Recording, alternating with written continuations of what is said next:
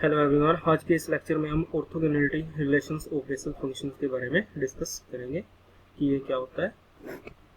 हाँ जी, सपोज कीजिए हमारे पास यहाँ पे गिवन है orthogonality relation of Bessel function if alpha and beta are the roots of J and X is equal to जी। So then integral 0 to 1 x into में J and alpha X J and beta X D x is equal to किसके होगा, 0 होगा if alpha not is equal to beta के। अगर alpha और beta not is equal to हो so this value is equal to this integral की value यहाँ से क्या होगी, 0। एंड इफ अल्फा और बीटा दोनों के दो इक्वल हो सो यहाँ से क्या आएगा, 1/2 जे एन प्लस 1 अल्फा का स्क्वायर। सो ये चीज हमने यहाँ से प्रूव। सो आइए इसका सोल्यूशन। हाँ जी, for the proof of this consider the Bessel's equations. Consider the Bessel's equations. Consider the Bessel's equations. First equation is x square b2u upon d x square plus x du upon dx plus alpha square x square minus N square into में u is equal to 0। And second X square D we upon D x square plus X into में D we upon D X plus beta square x square minus N square into में v is equal to 0। ये equation number first है और ये ले लिया हमने equation number 2। दो इक्वेशंस ले ली यहाँ से। So we know that u is equal to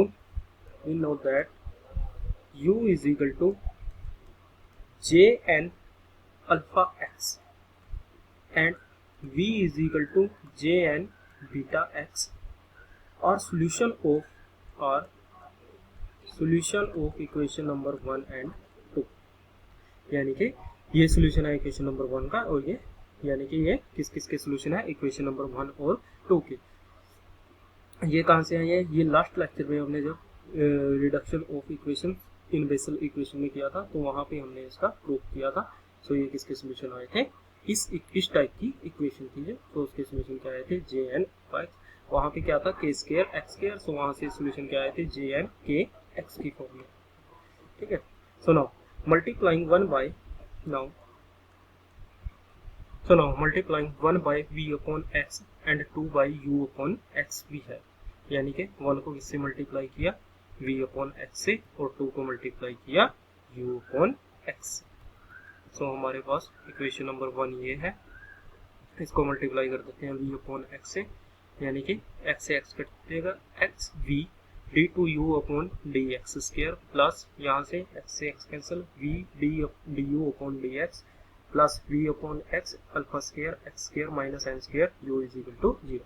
ये होगी इक्वेशन नंबर 3। सिमिलरली सेकेंड को किससे मल्टीप्लाई किया, u अपॉन एक्स से। तो यहाँ पे x u D V d2v upon D x square आ जाएगा प्लस u, ये हो जाएगा यहाँ से dv upon D X plus u upon X beta square x square minus N square v is equal to 0। Equation number 4। So now subtracting 4 from equation number 3 we get, so subtracting यहाँ से x common, यहाँ पे आ जाएगा v d2u upon dx square minus u d2v upon dx square plus this minus this, ये आ जाएगा यानी कि दिस माइनस दिस प्लस यहाँ से हमारे पास क्या होगा, जब इसको मल्टीप्लाई करेंगे और सोल्व करेंगे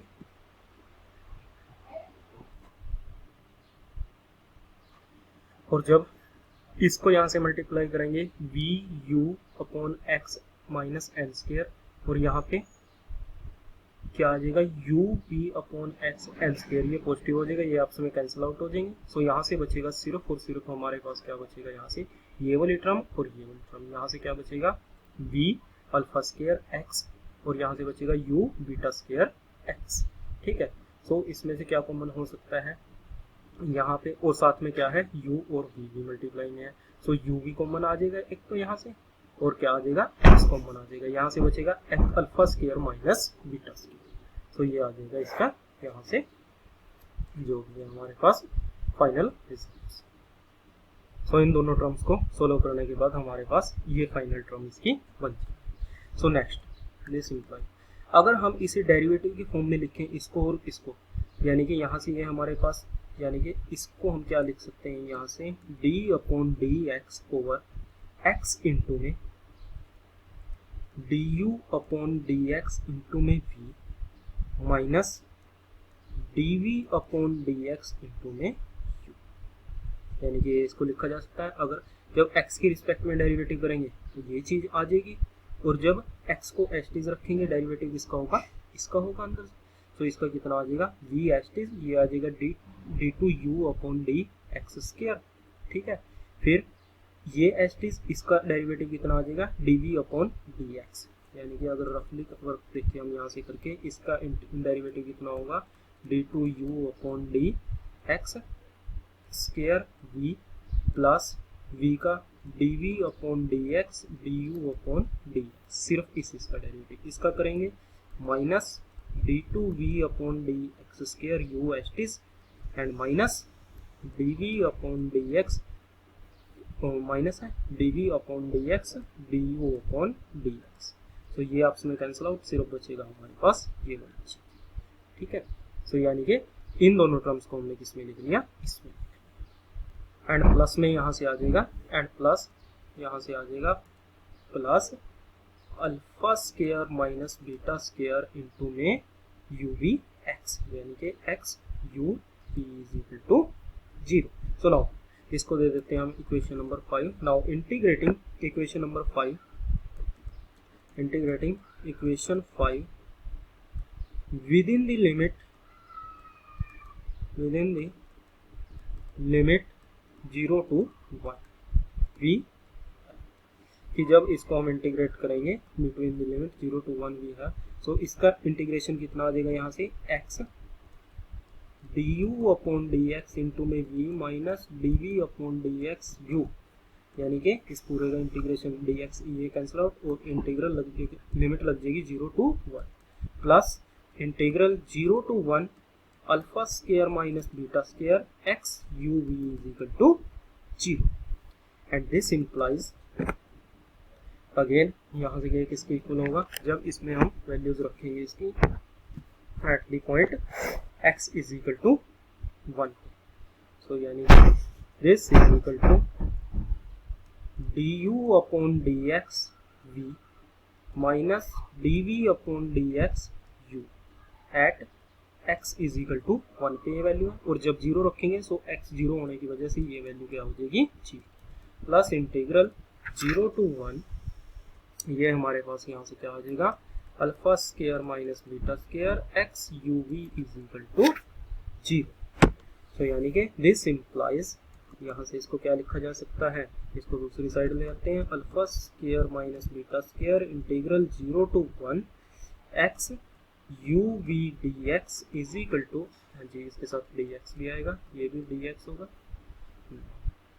D x is equal to U D, sorry यहाँ पे क्या था ये v, यानी कि दूसरी साइड जाएगा, तो ये क्या हो जाएगा इंटीग्रल से दूसरी साइड जाएगा तो माइनस का हो जाएगा, यानी कि ये पॉजिटिव हो जाएगा ये नेगेटिव हो जाएगा। इसको क्या लिख सकते हैं, इसको यहाँ से लिखा जा सकता है u D we upon D x, और ये हो जाएगा नेगेटिव का v d you upon D x at the point x is equal to 1। इसको दे देते हैं हम इक्वेशन नंबर 6।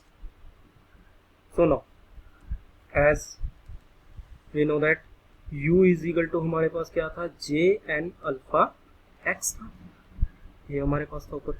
सो देयरफॉर यहाँ से d you upon D x is equal to किसके इक्वल होगा, यानी कि डेरिवेटिव ऑफ दिस, यानी कि कितना हो जाएगा J N dash alpha x, और अल्फा एक्स का अल्फा, ठीक है।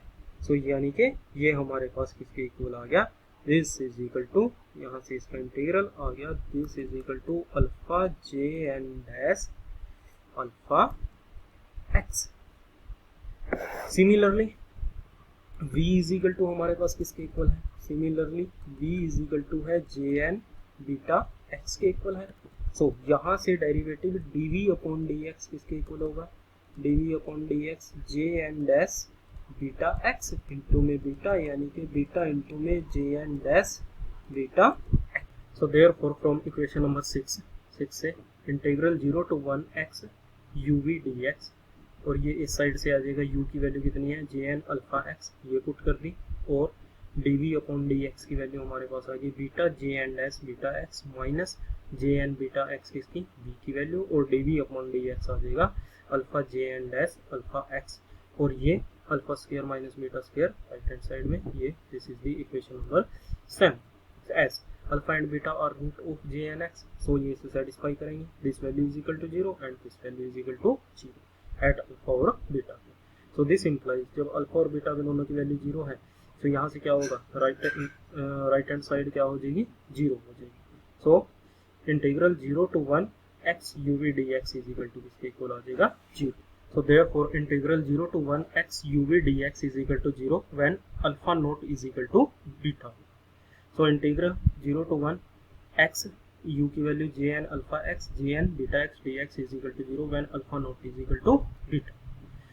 If alpha is equal to beta हमारे पास, so right hand side of equation number 7 is कौन सी फॉर्म बन जाएगी 0/0 right hand side of equation number कि alpha is equal to beta, ये भी यहाँ पे क्या हो जाएगा alpha is equal to beta हो, इसकी वैल्यू ऑलरेडी 0 है, सो ये हो जाएगा 0/0 अल्फा और बीटा जब दोनों में दो इक्वल हो जाए।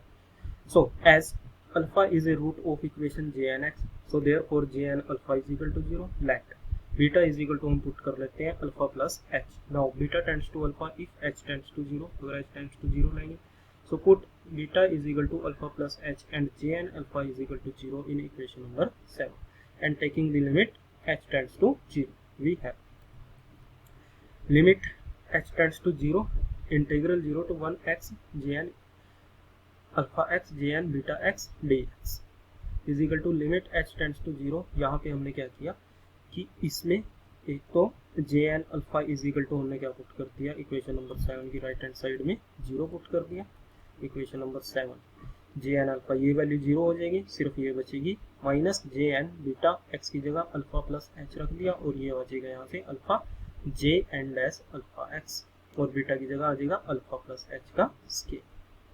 ठीक है, सो इक्वेशन यहाँ से बन गई हमारे पास ये, यानी कि J n alpha is equal to 0 था, सो ये बन गई इक्वेशन, सिर्फ सेकेंड टर्म बची उसकी। ठीक है, so this implies limit h tends to ये h is यहाँ से limit h tends to 0 minus alpha J n alpha plus h J N dash alpha, और ये आ जाएगा यहाँ से अल्फा स्क्वायर ऑलरेडी था, सो जब इसको ओपन करेंगे यहाँ से अल्फा से alpha cancel 2h alpha plus h square, again 0/0 form बन गई क्योंकि this value is equal to 0, और यहाँ पे h टेंड्स टू 0 लेंगे तो यहाँ पर भी h है, तो this value is equal to 0, और इसकी ऑलरेडी वैल्यू 0 होगी जे एन डैश अल्फा की, क्योंकि जे एन अल्फा ऑलरेडी 0 है, या फिर यहाँ से हम अगर h टेंड्स टू 0 लगाएंगे जे एन अल्फा फिर से क्या हो जाएगा 0 हो जाएगा। So this implies integral 0 to 1 x J n square alpha x dx, इसकी वैल्यू कितनी आ जाएगी ये। ठीक है, क्योंकि h टेंड्स टू 0 रखेंगे इसका स्क्वायर हो जाएगा, लिमिट यहाँ से alpha J N dash alpha plus h J N dash alpha upon 2 alpha plus 2h। ठीक है, सो 1/2 जब h टेंड्स टू 0 रखेंगे, h tends to 0, so J N dash alpha का स्क्वायर 1/2, और नीचे क्या हो जाएगा 0, नीचे एक अल्फा से अल्फा कैंसिल, सो ये आ जाएगा 1/2 जे। ठीक है, और जे एन डैश अल्फा किसके इक्वल होता है जे एन प्लस 1 अल्फा के, बाय रेफरेंस रिलेशन जो हम लास्ट लेक्चर्स में कर चुके हैं।